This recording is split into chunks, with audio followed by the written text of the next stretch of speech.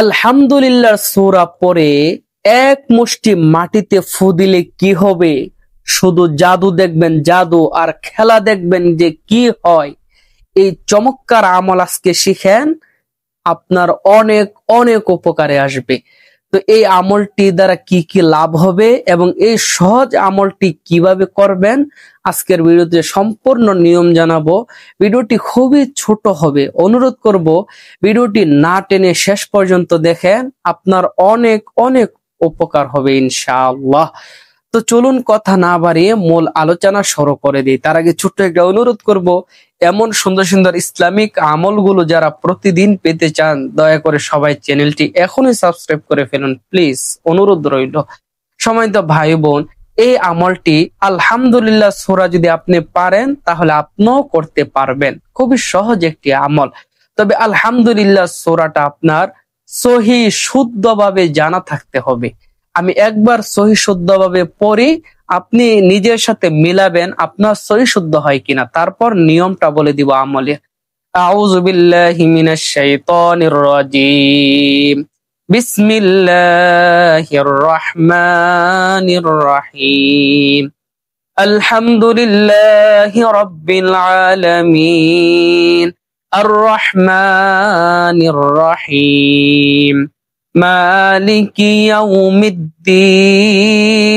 ইয়্যাকা না'বুদু ওয়া ইয়্যাকা নাস্তাঈন।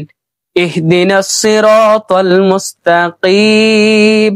সিরাতাল্লাযীনা আন'আমতা আলাইহিম গায়রিল মাগদুবি আলাইহিম ওয়ালাদ-দাল্লিন। এই হলো আলহামদুলিল্লাহ সূরা। আপনি নিজের সাথে মিলাবেন আপনারটা সহি শুদ্ধ হয় কিনা।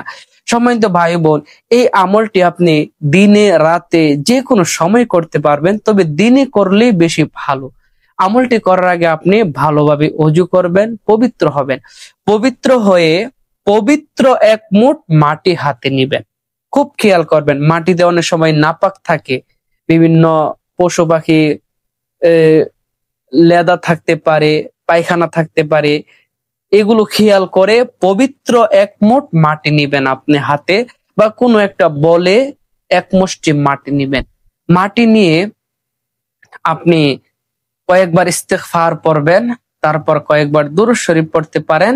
তারপর আমি যেভাবে পড়েছি এইভাবে আপনি আউযু বিল্লাহ বিসমিল্লাহ সহ সহি শুদ্ধভাবে আলহামদুলিল্লাহ সূরাটা পড়বেন।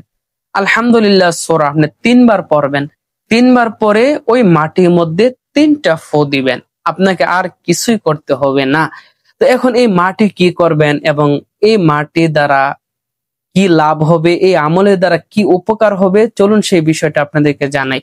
তার আগে ছোট্ট একটা অনুরোধ করব, যারা এখনো চ্যানেলটি সাবস্ক্রাইব করেন নাই দয়া করে একটু সাবস্ক্রাইব করে দেন, যাতে এমন সুন্দর সুন্দর আমল প্রতিদিন সবার আগে আপনার কাছে পৌঁছে যায়। সম্মানিত ভাই বোন, আলহামদুলিল্লাহ সূরা কোরআনের বরকতি একটি সূরা। এই সূরার মধ্যে বরকত রয়েছে। এই সূরা পড়ে যে মাটিতে আপনি ফু দিলেন, ওই মাটিটা আপনার বাড়িতে যে কোনো ফলের গাছ থাকুক, সবজির গাছ থাকুক, ওই গাছের গোড়ায় যদি মাটিটা দিয়ে দেন, ইনশাআল্লাহ ওই গাছে ফল ভালো হবে এবং ওই গাছের ফল পোকামাকড়ে নষ্ট করবে না, বা কোনোভাবে ওই ফল নষ্ট হবে না ইনশাআল্লাহ।